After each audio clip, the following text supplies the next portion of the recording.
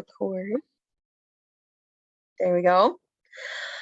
All right, all. So this is a re-recording of our messaging workshop from Up and Coming 2021. And I'm Jacqueline Hanna from Food Co-op Initiative, and I'm going to start sharing some slides here. So this is a workshop based on, so this is like doing the work. Like we're going to talk about a tool to actually do a lot of what I talked about in the Messaging Makes It Happen video. So that was the 45-minute pre-recorded session this morning at Up and Coming, and it was called Messaging Makes It Happen, where it went over the primary principles of messaging. It assumed you already understood why messaging is super important and how key it is to your startup. It really went through the tactics and tools that you need to think through to do effective messaging. We're going to do a short review here in just a second. What you're going to see in these slides in this review is a little fraction of what I covered in the 45-minute version. So please go back and check. If you're like, wait a minute, I need to know more about what you mean by this, or I encourage you to go back and watch the full video. Happy to answer questions as well. This review is actually just to get us all on the same page again, to go through a messaging tool. It is a pretty basic tool. I created it in Excel/Google Sheets. And it's about though how to plan as a team your messaging strategy and who gets to play what roles and how you use it. And the whole point of this tool is that when we've seen startups do this kind of messaging planning, and it is rare that I've seen groups as of yet, although a lot of groups walked away from Up and Coming with the tool saying they were going to do this. But when I've seen this level of planning, what really happens is that not only does, you get a lot more interaction through social media, email lists, and so forth, but you actually really kind of increase the buzz about the co-op. People get a lot clearer about what it is, what's going on. Even volunteers feel more confident in doing their role. It really solidifies, because real quick, I said I wasn't going to talk about why messaging is important, that you probably knew that, but messaging is really all you got as a startup food co-op. We don't have a store. We don't have physical products mostly that we're selling. Some of you are doing a little bit of that. But what we really have is our message. What we're really selling is our vision.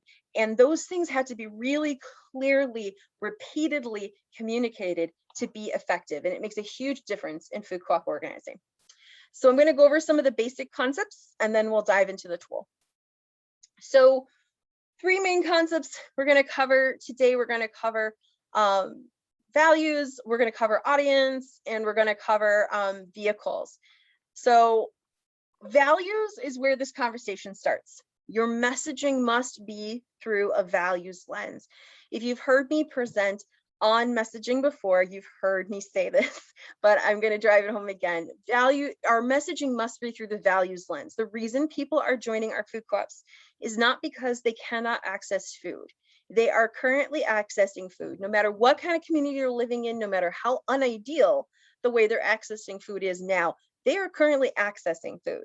And we have seen this in communities that were technically USDA food deserts, and in every other kind of community that you open a co-op there, that doesn't necessarily automatically mean everyone's going to run to the co-op. And people have asked, even when co-ops open in USDA food deserts, again, I will always put that in quotes and use USDA because I do not like that term, but it is the USDA's official term. When co-ops open, they're like, well, people need this, so people are going to rush in. Not accurate. People already have a food source, and the co-op has to be meeting their needs in a very specific way, and for them to make that change in their behavior. And the number one reason people make that change, no matter how unhappy they are with their current food sources, is because of values. Because the co-op will never be the absolute lowest price. And if you haven't seen my session on why that is, let me know. I can share that with you about what's in a price, why our prices are what they are at food co-ops, but we will never be the very lowest price. And we will not have the biggest selection. We don't intend to be Walmart. So what do we have going on? Why do people buy our food? Hopefully, because it's terrific quality, because it's convenient. Those are all good reasons. But the main reason will be because shopping with you makes their community more of what they believe in. Because shopping with their food co-op allows their community to become what they dream of it becoming. It meets their values, and people are hungry for that and willing at almost every economic level to make changes in how they spend their money if they know that money will go back into strengthening and enriching their community. So what you're really selling people, like if you say, well, people need food, they do. And some people also need hope, need empowerment, need ways to feel part of something that is improving their communities. We need that almost as deeply as we need food. And that is a big piece of what the co-op is and why people join it. If we're not communicating what the values are really loud and clear and consistently, our messaging is going to fall short of what's capable of and often fall flat. So the values lens is key. You have to be very clear on what your values are. And we're going to use those as a lens that every single message for your food co-op goes through this lens. In some ways, it reflects one of the key core values of your food co-op. So as an example, hopefully you already have your mission, core values, and vision written out as a food co-op. If you don't, you'll need to go back and do this work before you're going to be able to do really great, effective messaging. This is really the source of it all.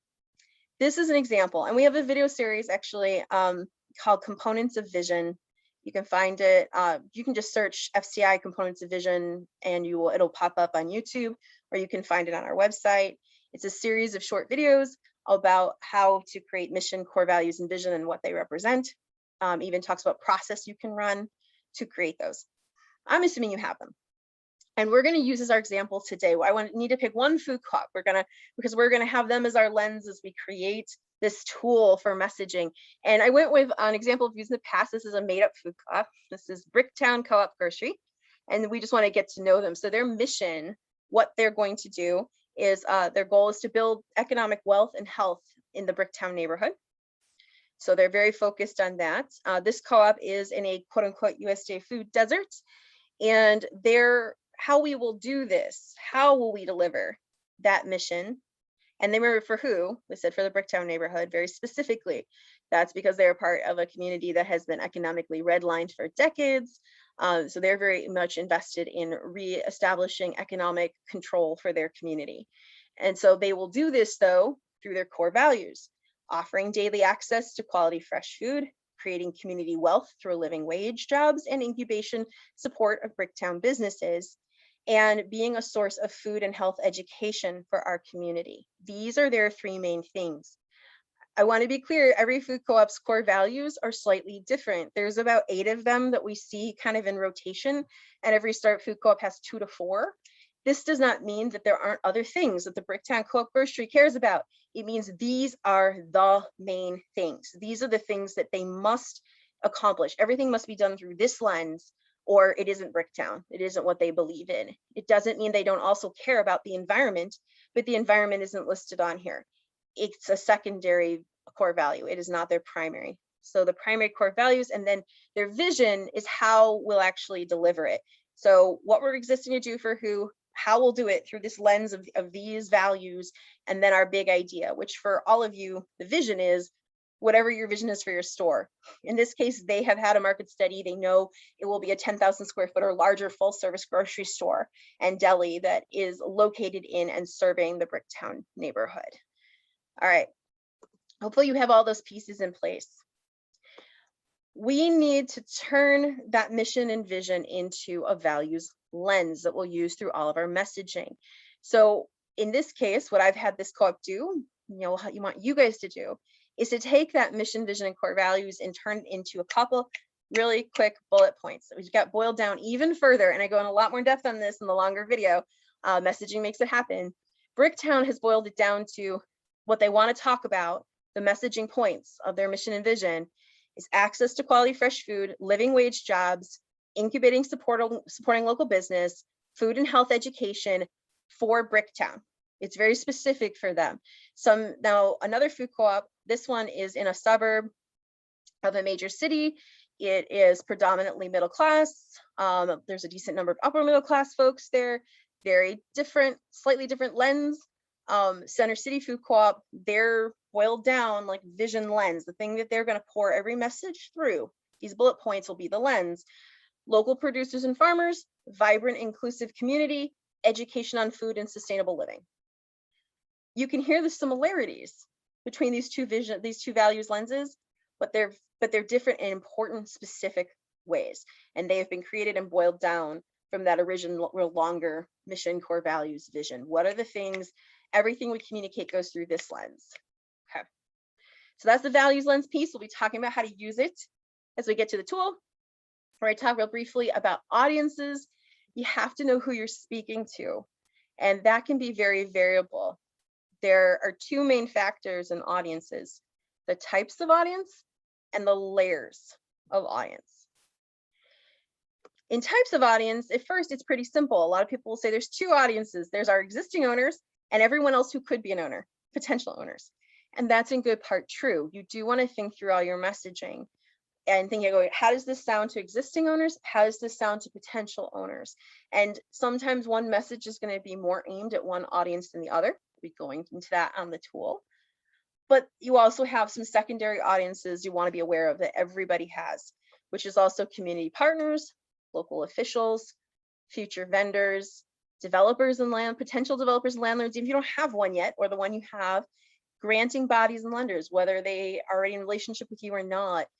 They're going to be looking at all your messaging as well. All of these partners will be looking at your messaging, its professionalism, its clarity, what the vision is. And that's going to affect their willingness and interest to partner with you. So you have, yes, these two core types of audiences, your existing owners and your potential owners, but don't want to forget this other layer of types of audiences as well.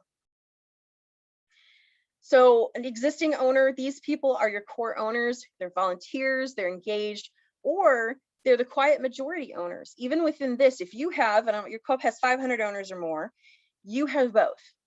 You have core owners, and those of you who are earlier on may have mostly core owners, but don't forget to be aware of what is going to be this quiet majority of owners that's going to be developing.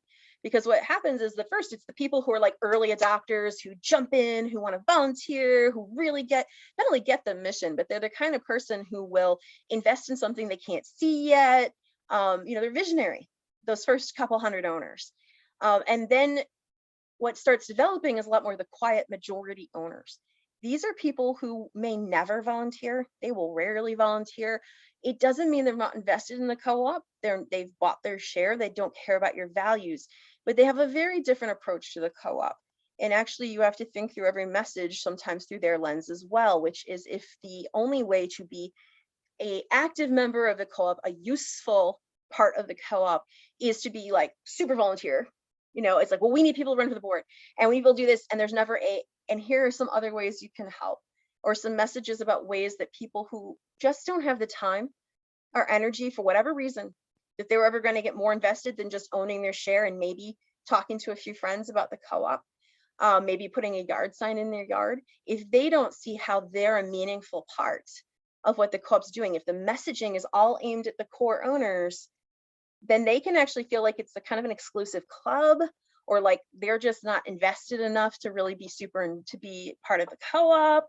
It can be kind of alienating. So we need to be aware of both types of existing owners in our audiences.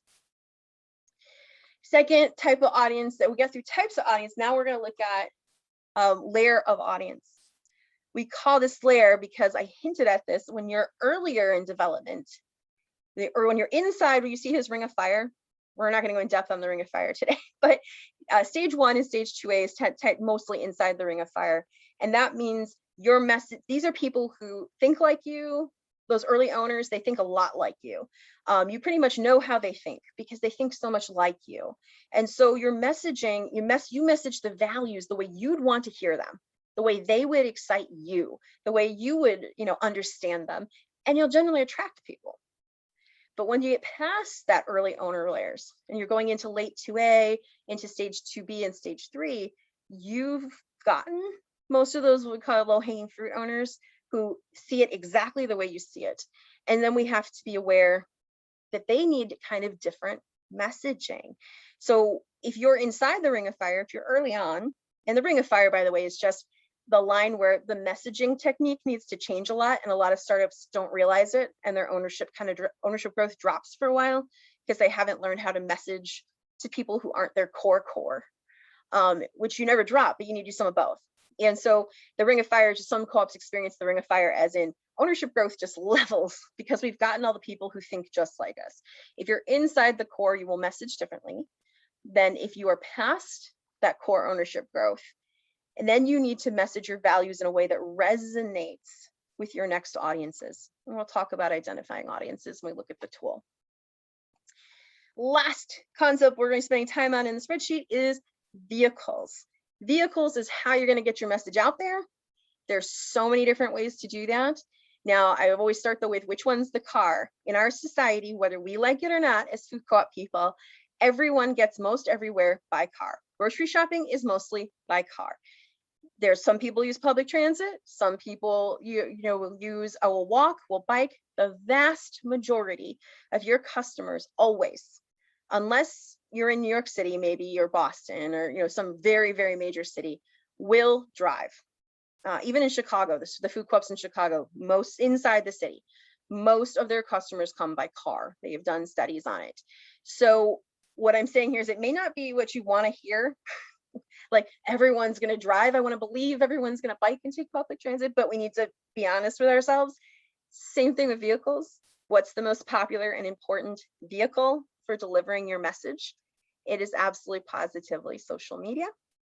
I've heard some startups tell me it's not social media in our community. And my response to that has always been, give me 2 weeks to run your social media and I'll prove that's not true. You're not messaging often enough. You're not messaging consistently enough. You're not hitting the right audiences. But social media, even if you don't get a ton of interaction on yours, is the first place everyone goes when they hear the food co-op's name. They don't go to the website first. They don't show up at a meeting first. They go to see your profile on social media. They go to see what you've been posting. And social media will, whether we like it or not, will always be king as startups without stores. Doesn't mean all the other vehicles aren't important, but if you don't have that social media one down, you shouldn't be spending a ton of energy on the other vehicles because until the social media is working and you've got a good social media team, the rest is not going to be as effective as it could. But other things that are vehicles for getting messages out there, newsletter, of course, and emails, website, press releases. Earned media is the term for getting press coverage, which is very effective if you can get it. Events, paid social media ads, also your swag though, even your t-shirts, your bags, your yard signs. These are all vehicles of communication about who the co-op is, getting people educated on the co-op and its existence. Quick concepts that you want to go back and watch in the video. It's much more in depth. You always, if you want to get across a message to your audience, you always stack the vehicles. And what that means is that when you use only one vehicle to tell a message and you don't do it repeatedly, most people never hear it. We know it takes what they call 7 to 8 touches, which means running across a message 7 to 8 times before people actually hear it and remember it. That's just marketing research. And so we have to work with human nature. And the reality is that if you're trying to get a message across, you want to be stacking the vehicles. So like in this example, if you're having a monthly community meeting or an owner growth mini campaign, that's mostly going to be social media and newsletter. Those are the ones that get opened the most, seen the most. But you're going to do both. You're going to make sure you mention it in the newsletter or send a special email about it, and you're going to do it in social media. But if you're doing something like announcing a major ownership milestone has been reached, which can actually create a lot of momentum and sense that your co-op is successful, which gets more people interested. We really want to message that. Then we're going to go with social media. We're going to put it on the website. We're also going to do a press release and try and get some earned media. And we're going to put it in the newsletter. You see how I'm starting to get the message out multiple different vehicles to make sure people are hearing it from multiple directions. And then if you've got something as important as a groundbreaking date, that's a real, even those of you who already have a site, like the date, like we're gonna actually put spades in the ground and you have a date, you finally have one you can announce. That's a huge deal. You might do website, press release, social media, newsletter. Sure, you might actually do paid social media ads to get information about the food co-op in front of people who do not follow your page, about the fact that you're having a groundbreaking come out for this exciting event. And you might even decide to release new swag at the groundbreaking event that kind of telegraphs we're moving into grocery store phase. This is real. We just broke ground. By the way, here's the new version of our logo that's going to be usually similar, but a little tweaked on the front of our grocery store. That's going to be our signage. And it announces that this is kind of like the transition. These are different vehicles layered together to communicate an important message. And depending on how important the message is, will depend on how many of these vehicles you attempt to layer. So we got the concepts of values, lens, audiences, vehicles. We're going to be doing all of that in our workshop and our spreadsheet together, talking about how you can actually put these things to work. Real quick, last, we will also be talking about board volunteer talking points. A lot of people don't consider this part of messaging. It is killer important to messaging. The only messaging tool that might be vehicle that might be more effective than your social media is your board and volunteers and just them talking to people. You will usually find that 9 out of 10 of your owners became an owner because they know somebody else who was an owner or had a friend who had a sign in their yard, whatever. It's almost always through human contact in the end, although we need those additional touches from social media and so forth. So having board volunteer talking points is actually a huge piece of messaging. We're going to go over this in the tool. The most important one is the elevator pitch. It should be very simple, agreed upon points, what the co-op is, its values, what it will be, what we know about so far about what it will be, the vision of the store, and it's used by everyone representing the co-op. And so everybody gets a copy of this, every board member, every volunteer. These are our core points. If someone says to you, well, what is this co-op thing? You'd be like, this is what the co-op is, these are our values, and this is what we're building together. And and everyone's using the same points. It will create momentum and awareness. It will make your messaging so much more effective.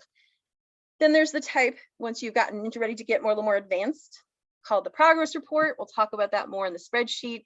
This is what the board wants owners in the community to know about the co-op's development process, where you're at in the process.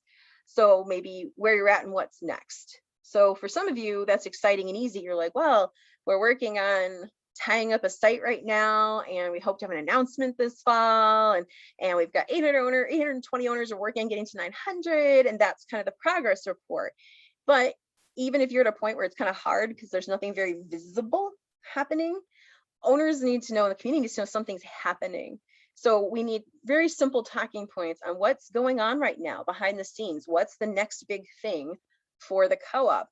And even things that don't seem very sexy, that's one of my terms, like things people wouldn't be very super interested in, actually are. Just being able to say that right now we're evaluating 3 sites, or right now we're working to getting to 100 owners and launching our first board. And we expect to do that by early this fall. And that's really when the fun's going to begin, because then we can start to work on X, whatever it is. People want to know what's next, and we want to have a consistent message through our social media, yes, but through our board members when they talk to people, our volunteers when they talk to people, what's going on with the co-op? What's the short, clear version that everyone can share so everyone knows what is going on and feels like the co-op is doing something? And then the last one would be the get involved pitch. So what could they do? If people are like, oh, you gave me the elevator pitch, like, that's cool. That's kind of interesting. So like, how would I get involved? Or an owner stops by and goes, hey, what's going on? Oh, progress report. Thanks. Is there stuff right? So what can I get engaged in right now? Or you're just like, so right now, to meet those next steps in our progress, we're having a 30 and 30 ownership growth campaign, and you can help by sending friends to that. Or we have our big fall annual meeting coming up. It's going to be lots of fun. It's in a month and a half. You can RSVP, go check out our Facebook page. Or right now we're about to do a yard sign blitz. We're trying to get them out in the community. And if people can't come pick one up, we want to deliver. So if you know anyone who might want to help deliver yard signs, let us know. Ways that people you can just kind of throw out there that right now are good to get involved. These would be, so it's kind of like the elevator pitch, and then progress reports, the next most important. And then if you have a get involved pitch, those can be so useful for social media volunteers. All right, I'm not going to go over this one. There is a new marketing messaging guide on our website. It's aimed at stores that are about to open. It'll give boards and staff a really good idea of what needs to be in place months in advance to market your store as you open, and that is free on our website. I'm going to stop sharing that part of my screen and say, so those are just the core concepts. We're not going to get into the spreadsheet to put them to work. Are there any questions, comments anyone wants to share before we get into putting it to work in the messaging spreadsheet? All right, I'm gonna make sure I have the right slide open. There we go. All right. I'm not hearing anything. All right, so I'm gonna go ahead and, is that the right? I hope that's the right one. Nope, that's not it. Stop share. Okay. Which will teach me to have so many slides, so many things open. All right, we're gonna start with this spreadsheet. Now, the link I gave you in the chat, that's where you're gonna find this one. There's a blank version, and then there's this example version. I built the example version so you could see like, how would we use this? And I did work through the example of Bricktown. So Bricktown Food Co-op. And actually, I think I might have worked through more than one in this will take, but definitely Bricktown, for sure. So remember their core values. They are in a neighborhood of a large city that has been consistently redlined as predominantly Black, predominantly low income, is a USDA food desert. They are further along. This co-op has a site, has recently obtained their site. And so we're going to look at how this messaging tool would work through their lens. Now, your food co-op might be in a very different type of community. That's okay. This example will still give you a lot to work with. The examples just won't be as specific to your experience. There are 4 tabs, actually 5 tabs, I think, 5 tabs to this. And we're going to start at the back at the source info. This is where we fill in the core information that everything else will be built off of as we come into our messaging plan. And we're going to get into what are our main talking points. We'll go through those, but then we're also going to get into, based on that, what is our next month plan? You know, exactly which messages, which vehicles are we going to use? So we're going to get into all that. But to start, you have to have these agreed upon source pieces of information. This is where we're going to get into building your values lens. The number one thing is you're going to go back, take your mission, vision, core values, and you're going to build your values lens. Now, if any of you are very early stage 1 on this call and you're like, we haven't done a mission, vision, core values process yet, that might be a bit out for us, at least write down then what is the agreed upon. Those of you who are involved, if you're really early on, and there aren't a lot of you, what did you start the co-op to do? What is the message you keep consistently saying to people? Get together with your core team and codify that down to a few key talking points, your lens that we're going to put every message through for now.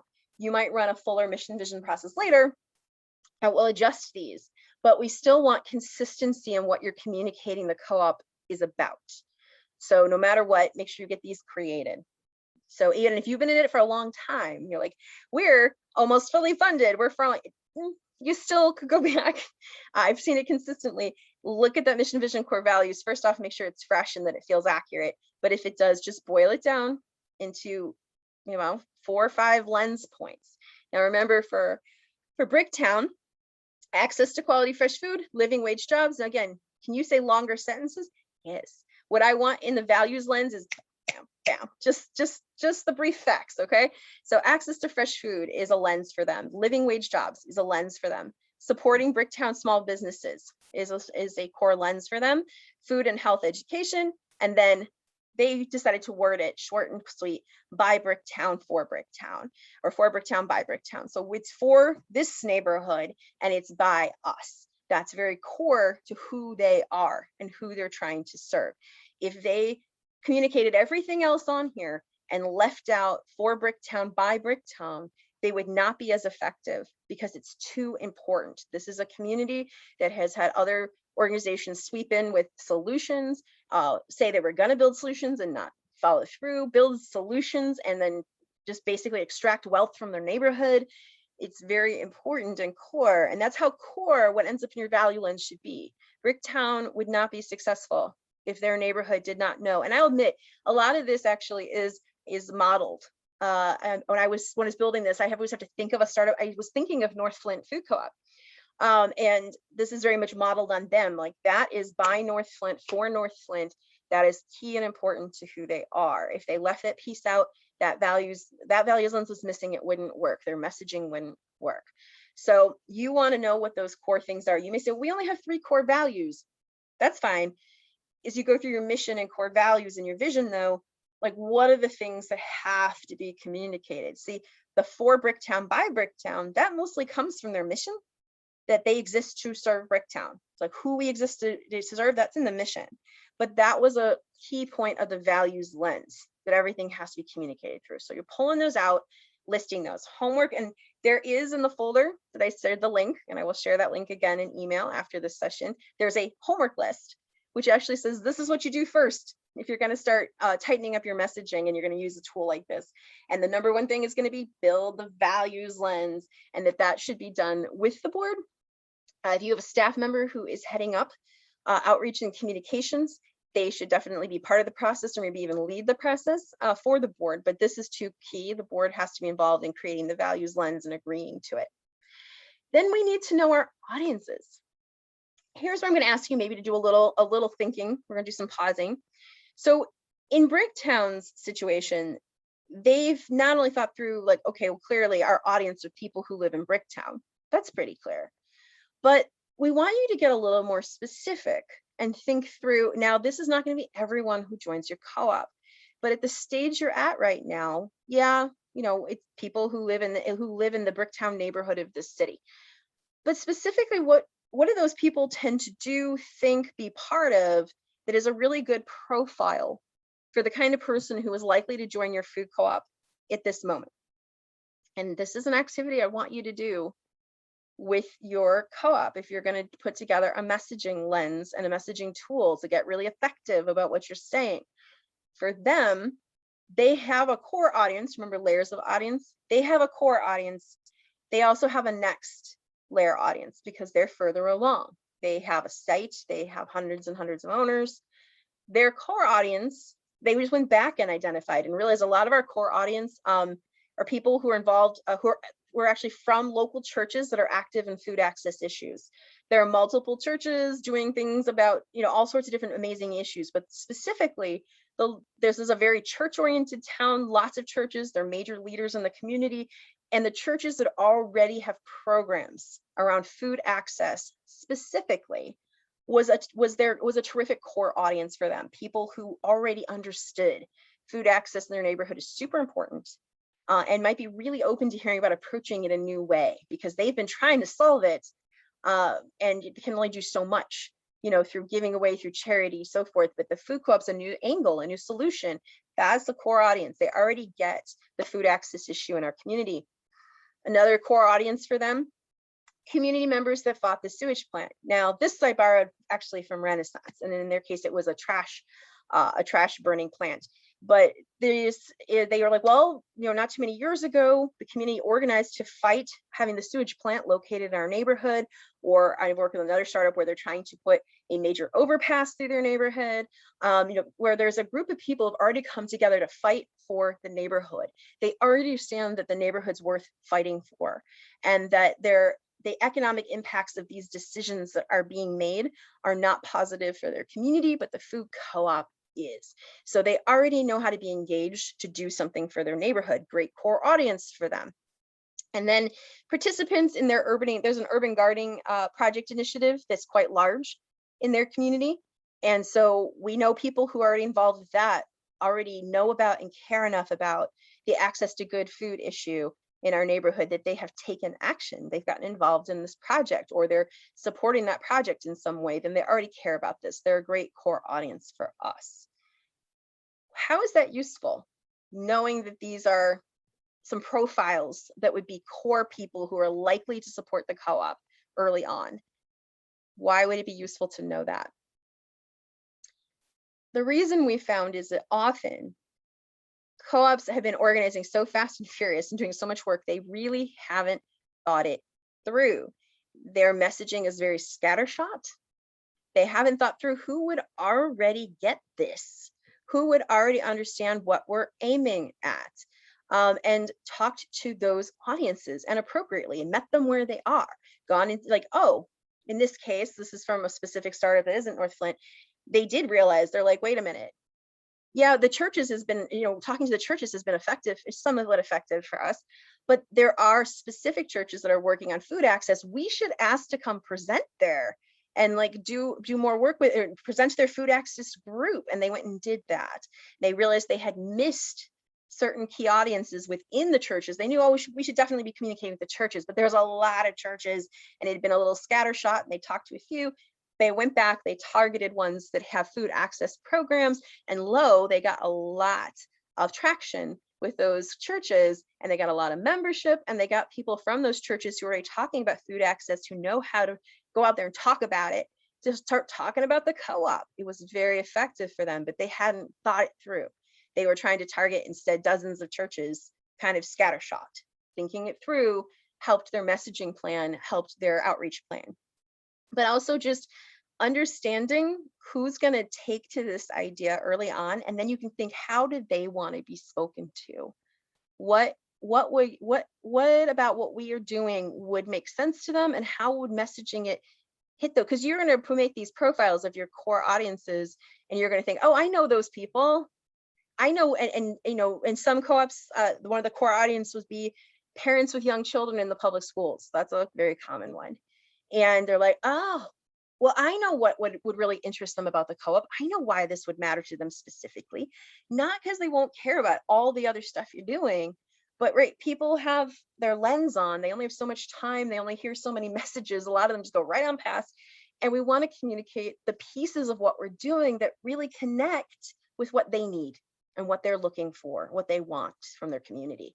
So now we know, oh, parents of young kids, local schools, that's going to change how we message and where we message. So we're going to get these audiences nailed down. And this is a creative process. It's in the homework sheet. You can like kind of a little bit of how to approach it, but you're going to want to brainstorm together and boil down. Again, they're not like, these are the only people who are going to become owners that we talk to. They're profiles of large pieces of the community who would get your message. Now, if you're past the core layer, you're going to be looking at your next layer audience. Okay, so your next layer audience are who haven't we hit, who isn't an owner yet, but has synergy, deep synergy with one or more of our core value lenses. So they may not be into all of them. Let's say they may be super into the living wage jobs and local business piece, but maybe they're not, it's not they don't care, but it isn't their thing. Fresh quality food and health education. They're just not on the food tip. They're more on the local economy, local money, local jobs, local business tip. Still gonna have great synergy with the co-op, still should become owners, still will if they hear the message correctly, but they're going to need it approached a little differently. What you find in your next layer audiences, when you're thinking, here's our current audience, if you have even 200 owners, here's our current core layer of owners, who's next? Who's not hearing from us yet that would be into this, but it hasn't heard it the way they need to hear it yet? It's generally going to be groups of people who deeply align with some of your mission vision, but other parts of it are a little more meh to them. So in their case, they sat down with their board and their outreach team, and they said, okay, who would be next? And they said, well, targeting local churches with food access programs was very effective for us, but maybe the next layer is just talking to local churches who have health programs, because we are going to be focused on food and health education. They're a little less of an instant, because a lot of churches have health programs and they're not necessarily as active as the food access programs. But if we go and speak specifically to the health programs, the health groups at local churches, that could be our next layer for us. So they've got a site. They're like, this is going to be all about convenience. We need to reach out and message to the people who live within half a mile or even a full mile of the store, and think about how we message the co-op that really works for them. If they haven't gotten involved yet, and we have 900 owners or whatever, and now the co-op's coming to their neighborhood, they may not want to feel like they have to be into all of this to want this co-op to get involved. So what part would really meet them? Yeah, convenience, next door access, But what they found was the thing that most resonated, and they went out and actually talked to some people and asked them. They found out that what most resonated with that particular audience was specifically the by Bricktown for Bricktown. Just knowing this is going to be community owned. My neighbors are going to own this. My neighbors are going to work there. If there's any, if I spend my money there and there's any profit, it's enriching this community. That was actually the biggest motivator, but they had to identify this is a key, obviously should be a core audience for us. We're in easy walking distance for them. So we need to go out and talk to them and find out how they want to be messaged to. What of our values resonates with them? But if we didn't identify that was an audience, we wouldn't have been talking to the right people to figure out how to message. And then the last one, they did find parents. So parents in general were very concerned about access to healthy food in the neighborhood. This is a great audience for them, and did some work to specifically figure out, again, what are the core values really meant was meaningful to the parents in the neighborhood and community, and then went to used vehicles, used speaking engagements, so forth, in places where it was easy for them, for those parents, they already were, so they didn't have to make extra effort to come out. So I want you to take just a minute and go to your core layer, because all of you on this call, even if you have 5 owners right now, you have a core layer, or you're developing it, you're working on it. Who do you think your core layer is? I'm going to give you just a minute. Type it into, if you're using a blank version of the spreadsheet, or write it in your notes. You don't have to do 3, but 1 to 3. I want you to write down or think through a profile of your core audience. And then I'm going to ask you just take 2-3 minutes and do that, and ask me if 1 or 2 of you are willing to share.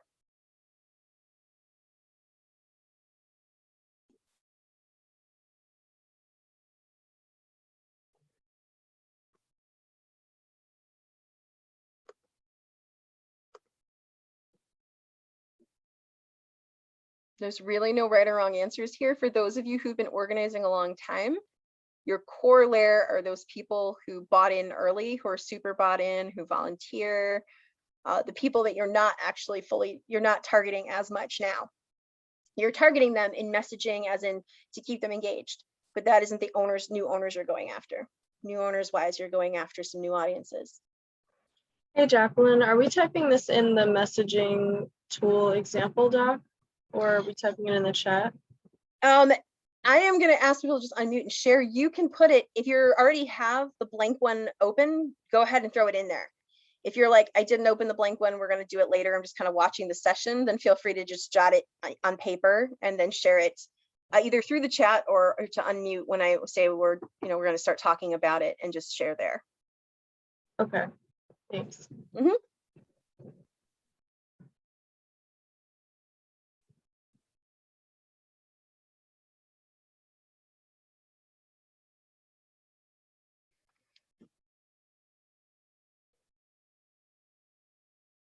So right now, you're going to end up going back and doing this with your team. So you're just kind of playing at getting a feel for.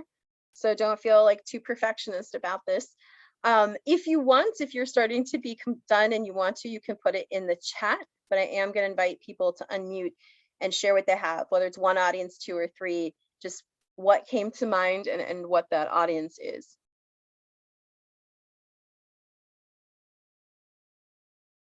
Anyone ready to share?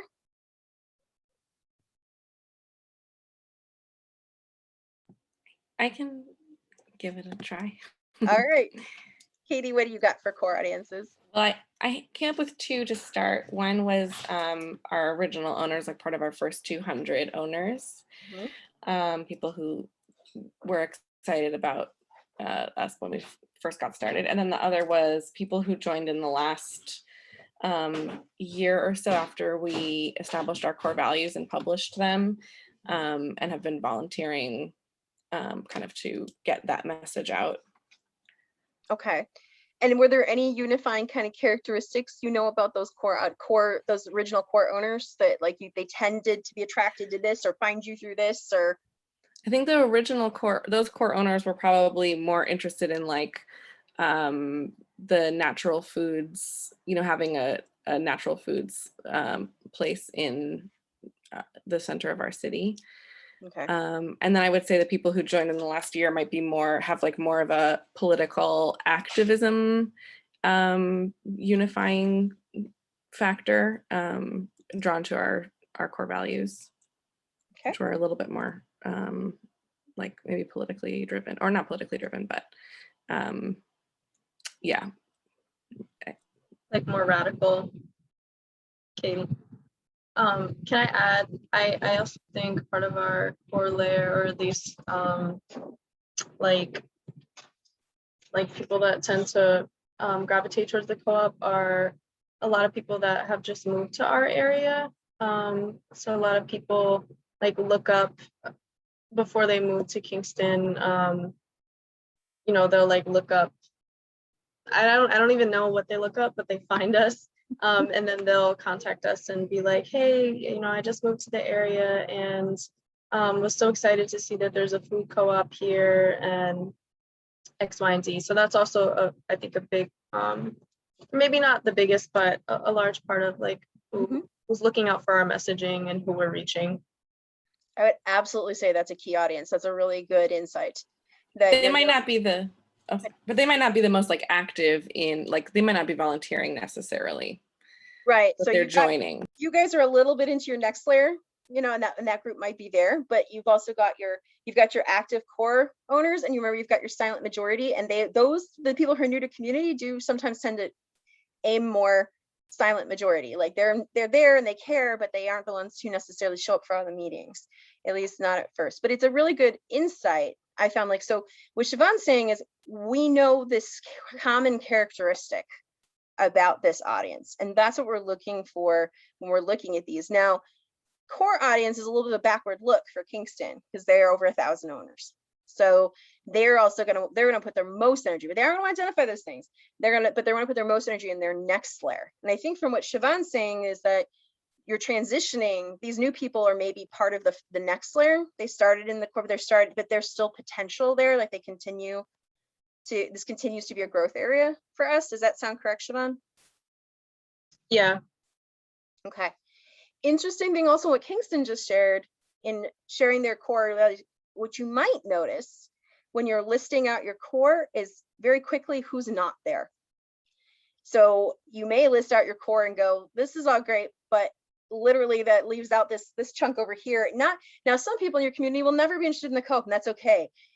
In the end, if you guys capture 2% of all the grocery dollars in your community, your co-op will be banging. You'll be going, there'll be more business you know what to do with. So we're not trying to get absolutely everybody. But when you list out your audiences, what you may notice is who's not in that list, who you want to be, who is about what the co-op's about. And that may tell you what one of your next layers need to be and how your messaging might need to change. So it's also educational as a process that way. Does anybody else want to share what they came up with for their co-op? This is Jody with the Rooted Carrot, and I actually put for our core layer our 1,155 members that we already have, and also our capital campaign donors. So we have members and non-members that have donated in our first round of campaign. Like I feel like those are at our stage, our core people, and we're really trying to reach the people that haven't bought in, which I haven't figured out what those values of those people are quite yet. But that's kind of what my thought process was. So I was curious what you had to think about that. Yeah. And I think there might have been more than one person from your co-op on here. So if that's the case, feel free to jump in as well. Mindy, did you want to share what you came up with as well?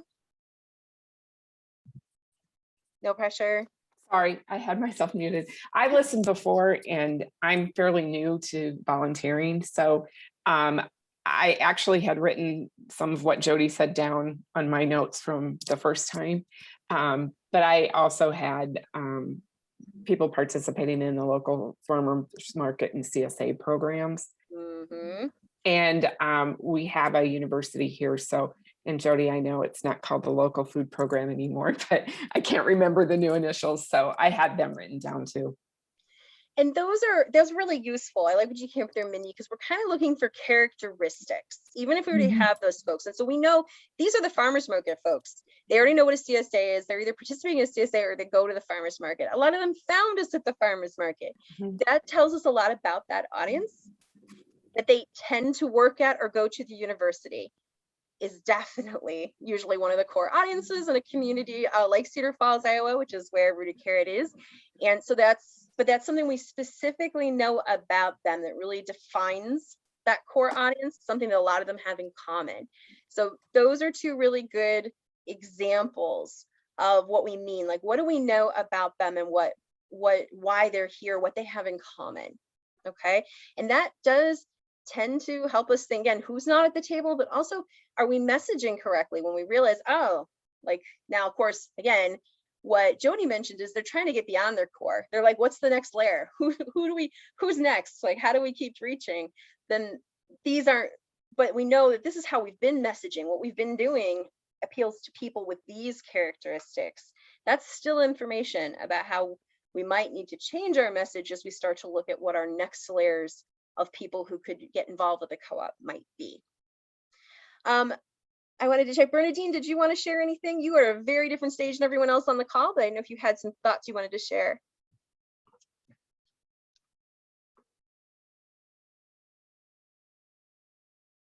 Okay, I don't see you unmuting and I don't want to put you on the spot, so we're all good.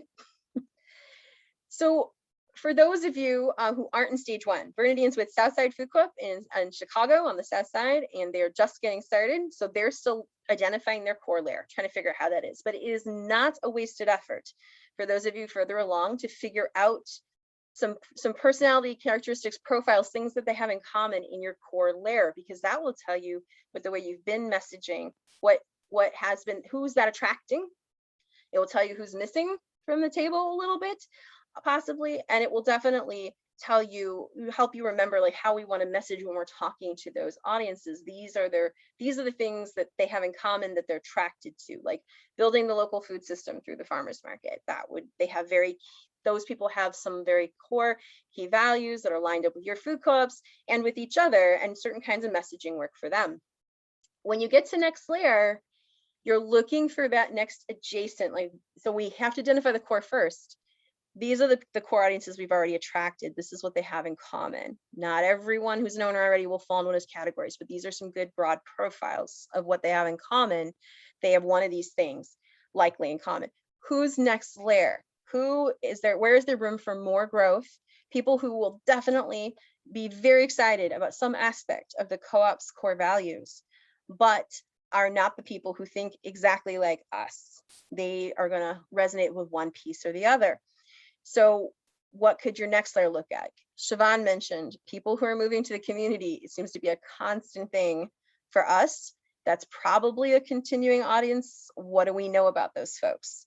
If we want to message to them, Kingston's got in mind, trying to keep in mind too, this balance between people who are moving to the community and the people who've been here a long time, who they want to be there to serve. And so do they want to message to that next layer audience, or do they want to message more to who else is not at the table but belongs at the table? That'll be part of what they think through as they develop who's our next layer, who are we trying to talk to next.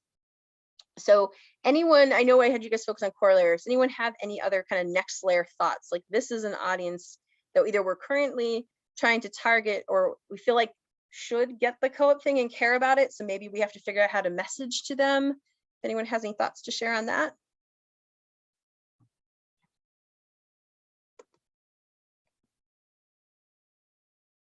Okay. Well, this is something you're going to want to work through with your teams, building the value lens and building the audience profiles. Now, Bernadine from her co-op, early enough, they're just going to want to fill out the core layer. Who do they think could be their core? What are some profiles? The rest of you are going to want to do core first and then next layer. When you do identify next layer, there's some steps we always recommend. I won't go too in depth on them here, but which is once you've identified them, then figure out how to get a hold of some people in those audiences who fit those profiles and ask them for their input. Before COVID, we always used to say there's nobody who doesn't want to be given free coffee to give their opinion for 20 minutes. And so we were like, contact anyone you know. So one group, it was people who work at the hospital. And they're like, they're a perfect audience for us. They have all these health initiatives, but they just don't know about the co-op. They don't really run in our circles. And I say, great, you need to find 2 or 3 people who work at the hospital and say, you know, whatever board member who knows them, say, can I take you out for some free coffee and 20 minutes of your opinion? I just want to hear what you think about the co-op. I'm going to ask you 3 questions. People love to share their opinions. So even if you can't do it in person these days, people love being contacted to say, your opinion would be so valuable to us. Would you mind just me ask if you have any, if you already know them a little bit in any way, would you mind me asking your feedback on some things? The second piece is make sure you're asking for very honest feedback, that they're allowed to say positives, negatives. We usually put the values lenses in front of them and say, honestly, which of these really interests you and which of them don't, or which of them actually alienate you? Make you feel like this isn't for you. Listen to them. Ask them what they think of the co-op now. What do you know about it and what do you think? And the last question is always, I can send you these, is if you were going to try and sell your friends or coworkers on the co-op, what would you say? Like, say you are involved, say you did decide that you think the co-op's worth it, then, and we're going to tell your friends or neighbors about it or your coworkers, what would you say to them? That is going to be the gold, the messaging gold right there. Okay, so talk to the people you want to reach once you realize who you want to reach. Sometimes your next layer guesses are wrong. That's okay. You'll try messaging to some of these different audiences, and if one of them's not working, you'll regroup. But you want to know who you're aiming for and then hear from them. The other parts of source info, there's additional audiences. They're just listed to make sure you don't forget them as you're building your messaging plan. Sometimes, once in a while, you're going to want to look through your messages and go, how would this sound to a future farmer vendor that we worked with, if that's important to us? How would this sound to potential community partners? How would the city feel about what we're saying right now? Because we're hoping they'll give us a TIF grant. Once in a while, you want to remember to look at that as a lens of your messaging as well. And then vehicles, I just listed all the potential vehicles off the top of my head. There are others you can add to them, but you're going to want a full list or all the ways we could get the message out. So when you do have a message to share, you can go, which ones of these should we hit? And just check the list. Okay. The next piece will be talking points. So these change from time to time. This food co-op is revisiting them quarterly, and the elevator speech is most key. So what's their elevator speech? This is more wordy than I would have done. But they said our community doesn't have a source for healthy, high quality, fresh food without leaving our neighborhood. So Bricktown will bring a grocery store to our neighborhood and we'll own and control it ourselves. If they only got out those first 2 pieces of their elevator speech, they've already done a great job. If everyone says that first, doesn't have to be exact words, the exact sentences. It's those 2 concepts. But then they also have the co-op grocery stores are successful across the US. They thought this was important because their neighborhood is used to attempting things and sometimes, you know, people having ideas and them not maybe manifesting. And so they wanted to say this has actually been successful in other communities like ours around the country. There's other communities doing this. So we're not way out there. And then our co-op will focus on the needs of our neighborhood. So this is their elevator speech. Someone says, what is Bricktown Food Co-op about? Well, our community doesn't have a source. So what are we solving? We don't have a source of healthy, high quality food in the neighborhood. So we're going to bring a grocery store here that we own and control ourselves. This has been done by other communities across the country. We're not alone in this, and it will focus completely on the needs of our neighborhood because we own it. Elevator speech. That you can put in your own words, but this is what every new volunteer gets trained on. They have laminated talking points that go with them to events that they put on the table so they don't forget. Every board member has these. In this case, I do know that North Flint has come around to they repeat the elevator speech. They just do someone different at the beginning of the board meeting, gets picked on and does the elevator speech at the beginning of the board meeting to remind them. And you often, it sparks such a conversation like, I tried that talking point on so-and-so the other day, you know what he said to me, but like it gets them kind of talking about the talking points and remembering this is the elevator speech. Now progress report, this is what's going on right now. This one is not actually true to North Flint. I made this one up, but they said we reached 500 owners in April, and this was May when I wrote this. Our next goal is 800 owners by the end of the year, which will put us in position to secure funding for our store. So what's going on? Here's a success we just had. Here's the next goal, and here's what it will trigger. Here's the next exciting thing will happen when we do that. They also wanted to say that their site committee is in full effect and has already looked at over a dozen sites in their community. and that the right sites are important, that they have the right site's going to have grocery store characteristics for success. And they wanted to say the board has a detailed financial plan for the store that has shown they are feasible if we can reach these goals. So these are kind of, here's what's going on, here's what we're accomplishing, here's what you need to know to stay feeling like you know what's going on with the co-op and what has to happen for us to be a success. They should be no more than 3. 2 is fine. And again, I think these are a little over wordy, but the person who helped me write this is with a startup, wanted like full sentences. And I'm like, okay, so maybe your group will want full sentences. But that's their progress report. Then their get involved pitch. There's like, come out to next community meeting on Zoom, 3rd Monday of every month. We want to build and they said they made a goal. We want to build our email list to 1,000 people this month. Can you invite 5 friends to join the email list? And gave them information on how to do that. And then we're looking for 2 more people to join our newsletter team. Something very specific, not, hey, could you volunteer for us? You can absolutely say, here's our volunteer sign-up sheet, but some things we know we're looking for. Come out to the community meeting. We're working on building up our email list. Could you help us do that? And we're looking for 2 more people to be on the newsletter team if that's something that's attractive to you. That will get people thinking and moving rather than sign a list for some vague volunteer thing that we may or may not contact you about. So these are done quarterly. They are done with the outreach team and board. The board, though, absolutely writes, like, this is what we want to say in the progress report. Outreach people who are on this call, you often have to reshape those because they'll be like, well, this is what we're working on. And then you have to shape those to what do the people who are actually owners want to hear. Like, I know you outreach people know what I'm talking about. The board's like, we're working on the pro forma, and you're like, okay, cool. So what I really want to say is that the board has a detailed financial plan that has shown us feasible, and they're just working on finalizing details for that so we can start our start search. That's not the version the board will write. You'll need your outreach people to craft that, but the board should pick what it is they want communicated in the progress report. You can help them though. Sometimes board members are like, these 5 things, and you're like, no, these 2, these are the really good ones that they need to know.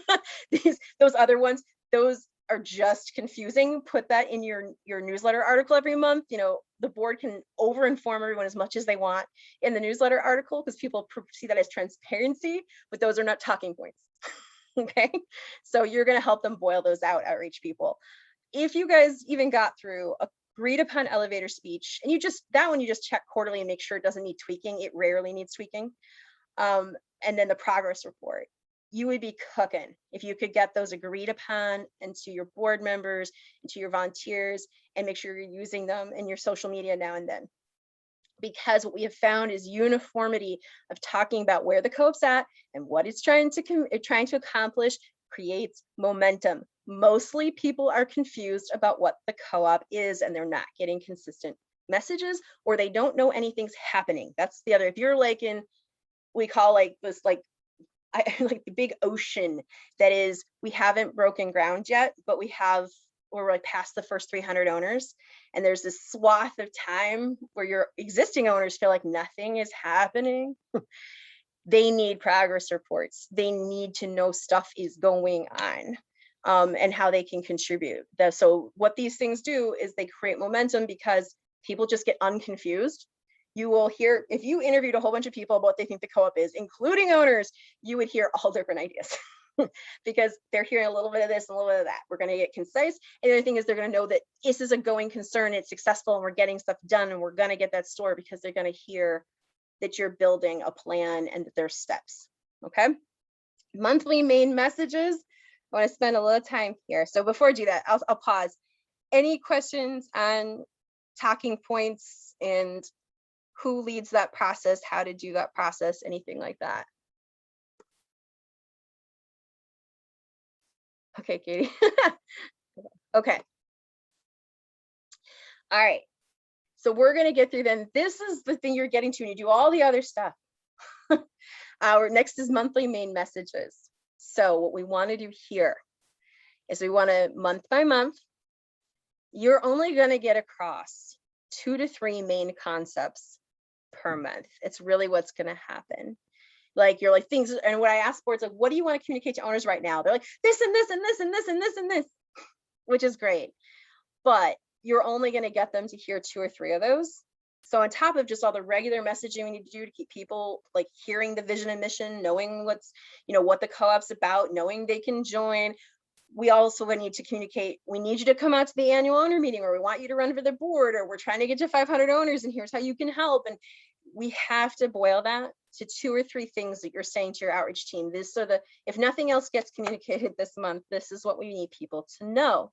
And so this is, they were in May, so they had filled out all these months and we're a little ahead, which is useful, which is good. At the bottom here, I just want to real quick, what types of things make good core messages, like the main message of the month?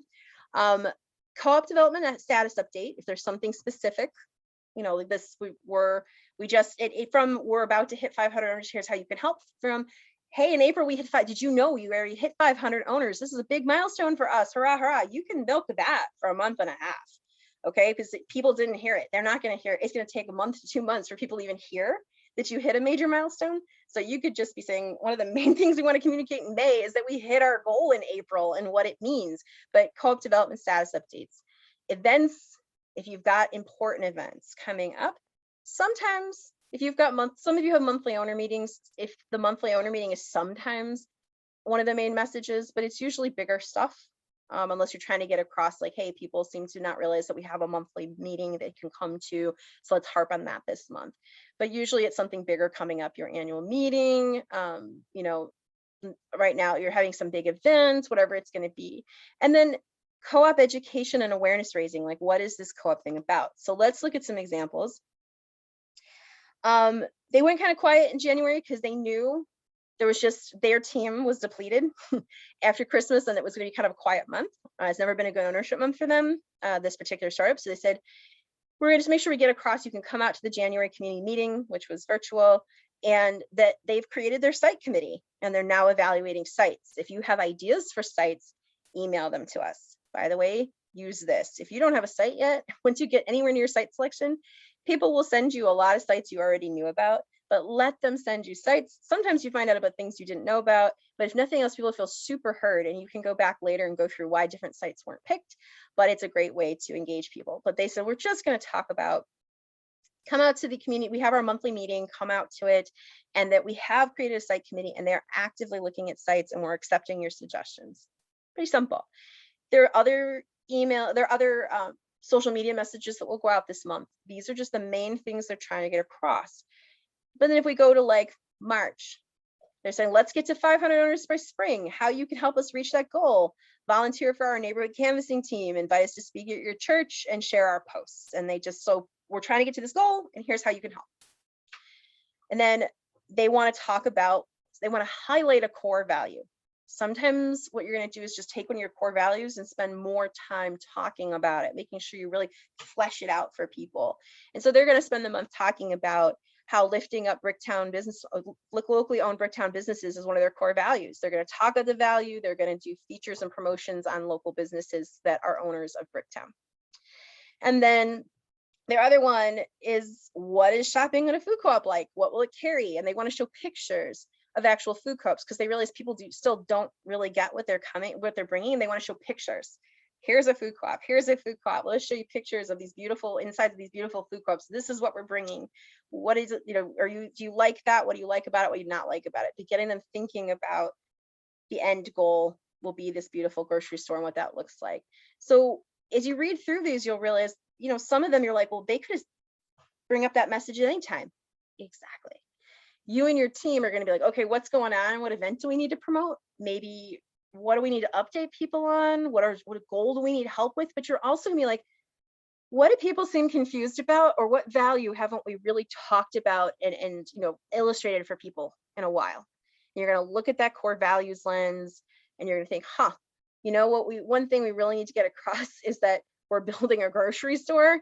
People seem to not really get that. Let's show some pictures of grocery stores this month. You're gonna kind of think that through. Again, you don't have to have 2 to 3. This would be done by your outreach team usually. If you're still at the stage where your board and your outreach team is one, then it'll be done by your board. But in general, this is done by the outreach team. They figure it out. They say, well, these are the events coming up. These are we go back to the talking points. These are the progress report notes that the board's given us.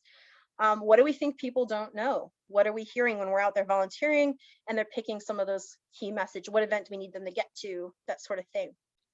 So they're planning forward, and you can always go back and tweak, but you're like, oh, we really want to talk about, we don't have time, put that in August. Okay, great, throw it in August, and then you'll revisit it later, maybe that, or you're like, oh, owner me or the board, we need people to run for the board, the elections in September, so we'll be looking for people to run July, August. Okay, put that in the spreadsheet. We definitely need to talk about running for the board by July. That will have to be a key message that month. You know, you're going to be looking forward to and thinking, what are the big things we're going to need to message? Then what we've got last here, our last piece, we finally get down to actual messaging plan. This is the one I actually see startups tend to use the least. If you do source info, talking points, and monthly main messages, I will be so proud of you, and it will make a difference. It will make a big difference. If your outreach team has that to reference and the talking points are going out to everybody on your team and being used and reiterated, it will make a huge difference. And we know who our core audiences are. It'll make a huge difference, who we're targeting right now, who we're trying to talk to. This, though, is for people who really want to plan together and really, and it can really work. What we've got down the side here for each month are your main vehicles, which are social media and newsletter and email. Those are the ones that you use most consistently. So it's not that you won't use others, but these ones we have to have a plan for all the time. And what we've done here is they've put in which audience does this speak to? And there's a little note here. So yeah, ease for existing owners and peace for potential. So does this message speak to both our existing owners and the people who might become owners, or is it more one or the other? Potential owners. So an existing owner message might be about, here, like, let's celebrate one of our volunteers this month. Our owners mean so much. This is one of our core volunteers who does so much for us. You know, thanks to Aisha and for all she does. Here's a picture of her tabling. That's really aimed at your existing owners to see they're appreciated and that they can get involved. Okay. But a potential owner message is more like this one here on line 4. You know, Martin Jackson is owner number 112 at the, at Bricktown Community Grocery, and is personally responsible for at least 2 other community members becoming owners as well. And then he talks about why and what the co-op means to him. And then it says, join the 472 other members of our neighborhood like Martin and addressing our community's needs. That's aimed at your potential. Now, it makes your existing owners feel warm and fuzzy, but that message says, here's why the co-op matters so much. Let someone other than us tell you. That's always to your potential owners. Potential owners love to hear humans say it with a photo, particularly. Are you asking them to join? You want to make sure that at least, a quarter of your messaging, there's a join ask hidden in there somewhere.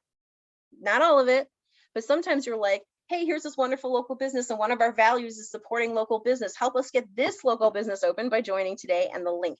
The main thing you talked about was that local business, what they do. It's a photo of them. You just slipped in that, hey, and if you believe in what you're seeing in this post, join us, and the link. 9 times out of 10, serve food co-ops do not ask people to join often enough.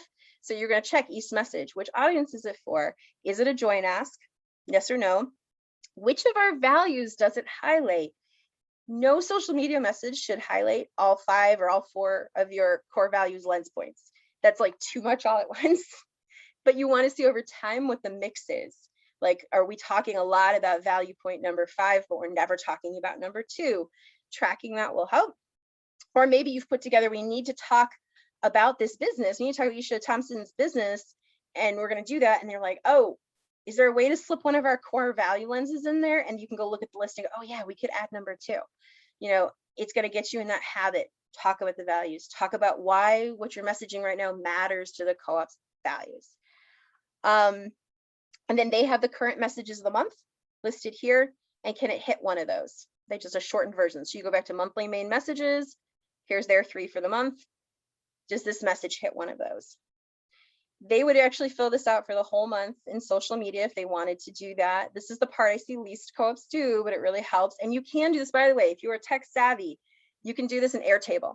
You can set up a spreadsheet in Airtable with all these questions, the audience, the join, ask, the values lens. And we have Gem City uses that. And so Airtable, I am not savvy, but I know it's a way to actually plan your social media posts, and you can post straight out of it, but you have like this spreadsheet right there. And you're doing all of this, like, this is the plan, and let's word it like this, and here's a photo, and then you're scheduling that post straight out of your planning spreadsheet.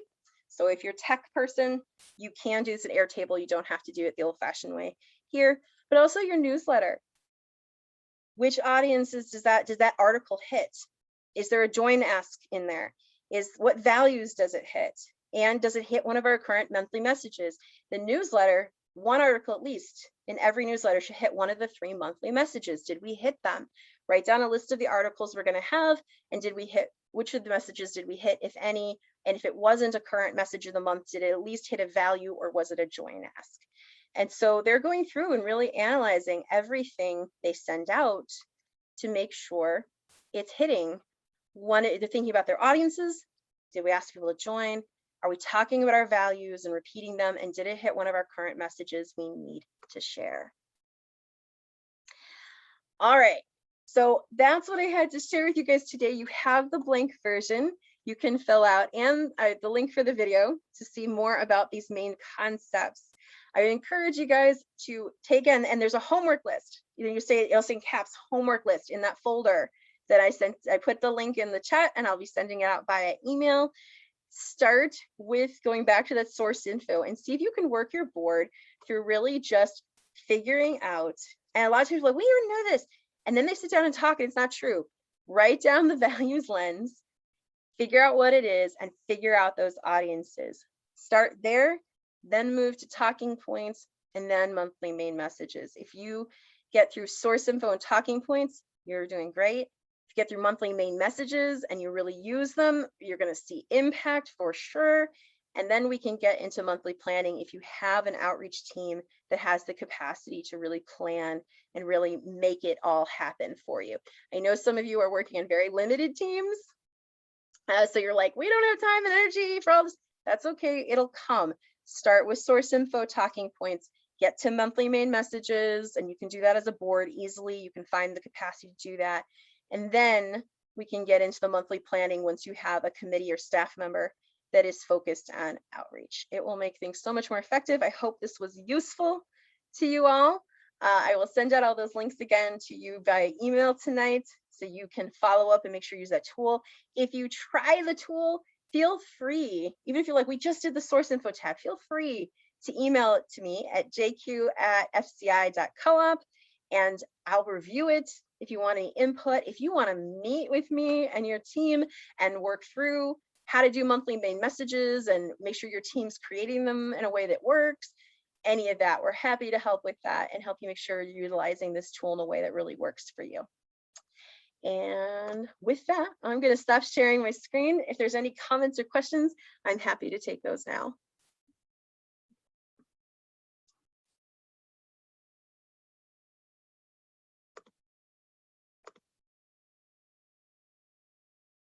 All righty.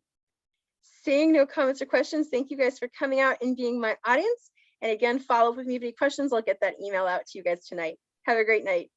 Thanks.